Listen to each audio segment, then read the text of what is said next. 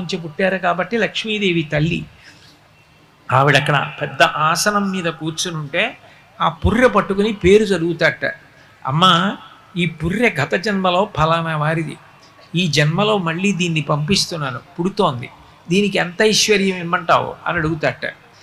గత జన్మలో ఏం చేశాడు అని అడుగుతుందట అమ్మవారు. కబుర్లు చెప్పిన వాడికి కాదు అమ్మవారు ఇచ్చేది, ఇలా పెట్టినవాడు ఎవరున్నాడో వాణ్ణి చూస్తుందట అమ్మవారు. ఆవిడ పేరు చెప్పగానే ఆవిడ సర్వజ్ఞ, ఆవిడికి తెలియదు వాడా ఎంత చేశాడ్రా అని ఒక్కసారి కనుబొమ ఇలా పైకెత్తుతుందిట.